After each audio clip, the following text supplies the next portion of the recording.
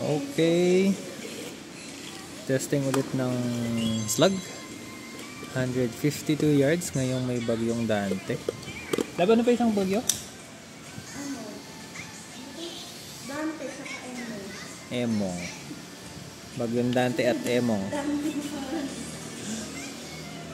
Using FX Pantera 700mm.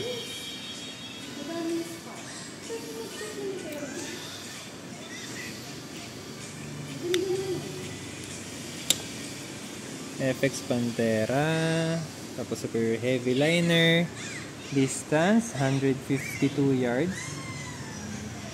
Naka-check na ako ng 0 kasi tagal ko nang di naggamit ni Pantera. Dial pala muna. Sobra. Iyan.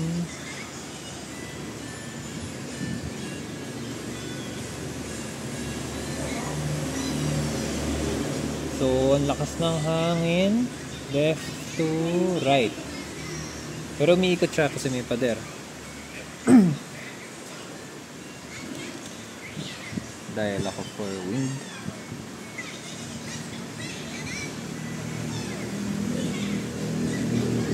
Kunti lang yung dial ko kasi slug naman siya. FPS slug. Try ko sa headshot. First round.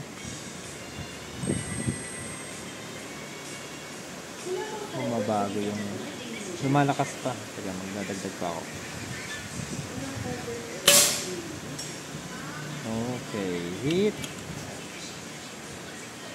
So, skip ko na yung 2 kasi body shot na available.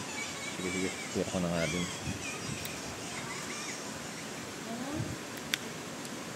Nagsi-single load lang ako kasi naka one piece mount ako dito sa Pantera. Hindi kasya yung magazine.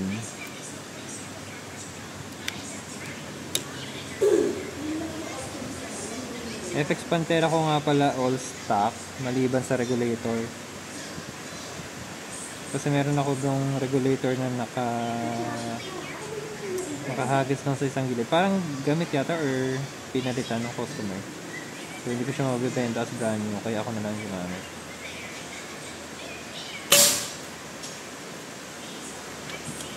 So yun lang. Tapos bag rider.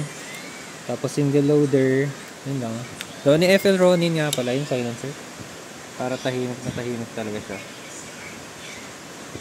Lakas ng hangin.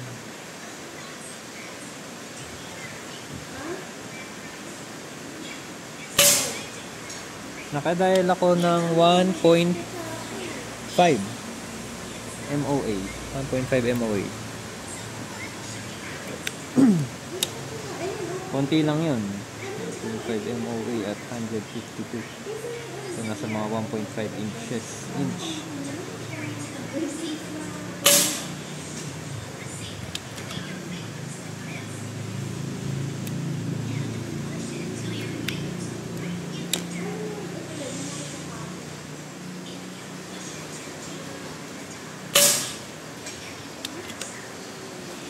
ganong reactive yung 1 to 5.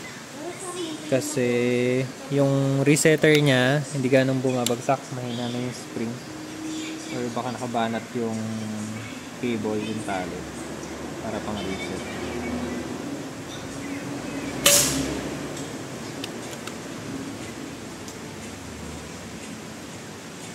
Refill lang ako ng hangin kasi maliit lang yung tank ni Pantera, 300cc lang siya. Tapos 140 bar yung aking reg pressure.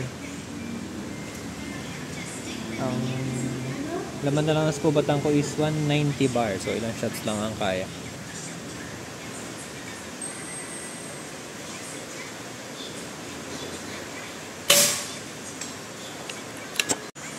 Yan, na-press pala yung stop.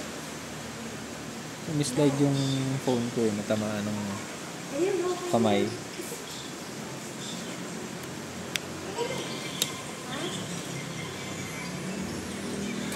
Di ko alam kung na-record yung number 8. Anyway. Number 9.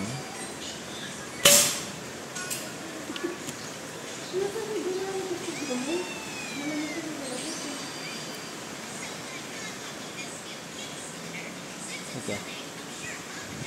Hindi maganda yung kabit ko ng side cam.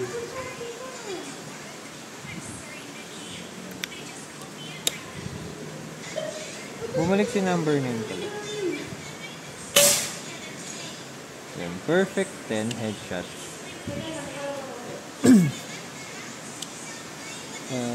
Yun.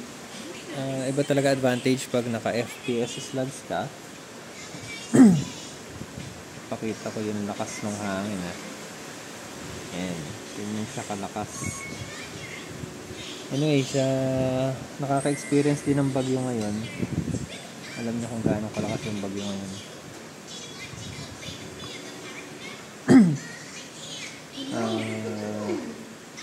Sa Turkey, di ko kabisado yung dial. Nakabit kasi yung phone.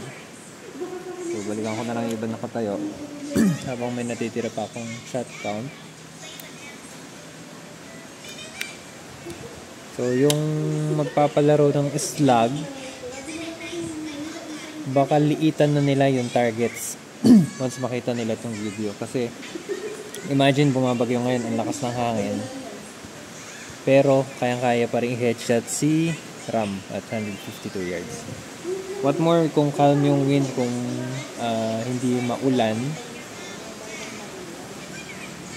And so, ang magiging labanan siguro nun, perfect or 38-39. So, yan na naman posible magiging labanan. As long as nakatono na maganda at syempre may skill yung shooter. May baon ng skill, swerte.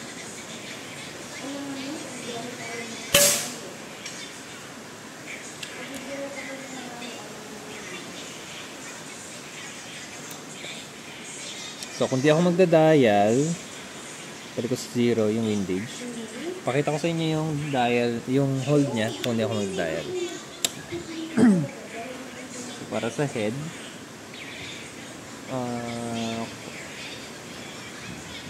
1 MOA sa pair niya.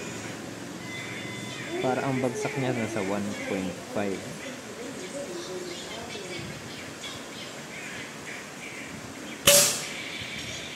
Ayun, hit pa din. Isa pa.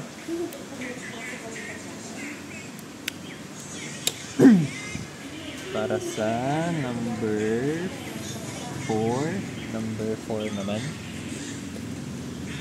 Okay, after nitong shots na to, pakita ko yung condition dito sa field, kung gano'ng kalakas yung hangin, saka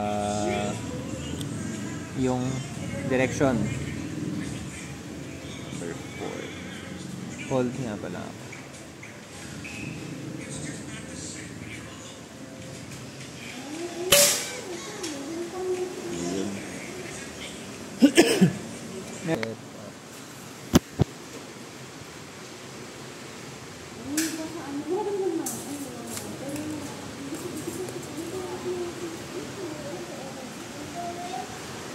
FPS Lugs, tapos FX Pantera, 0 na si windage, takpan ko lang. Andun pa to, so ko nandun eh. Put down your tape measure. Are you going to try? Oh, you can't reach it. Yeah, it's too far. It's too far pa. Meron na magkita. Buti na lang, nasarado ko. Talaga ikaw. Yun nga pala disadvantage ng Night Force pagka mag side cam. Kasi yung ocular lens niya sumusunod doon sa magnification. So, yan. Mawala ka sa orientation.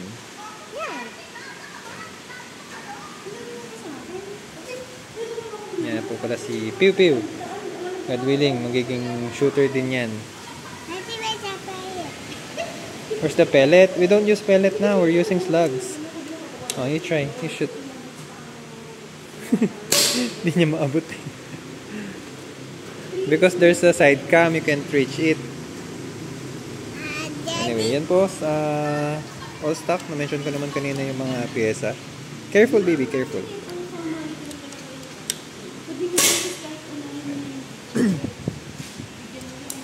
Wait ha. Wait for daddy. Bagyong Dante and Emong. Emong nga ba? Wala. Yan. Ganyan ang condition dito sa range. Mahangin, maulan. Hindi lang pansin doon sa ribbon ko kasi talagang basa na. Araw-araw umuulan, as in tuloy-tuloy siya. So, yan. Pagka kailangan nyo ng matatag sa hangin na accurate na bala, FPS lugs na. Yan. Subok naman na talaga yan. Kahit 400, 517, 613 yards, tumatama po siya. Yan. Yan. Pag kailangan nyo ng bala na super accurate, hindi naman super accurate. Accurate lang, para humble. Yan, tested na po, field tested. Yan, sa mga naglalaro ng 300 saka 200 yards, alam nila yan. Alam nila accuracy ng FPS lugs. Yan, thank you guys for watching. Share lang ako ngayong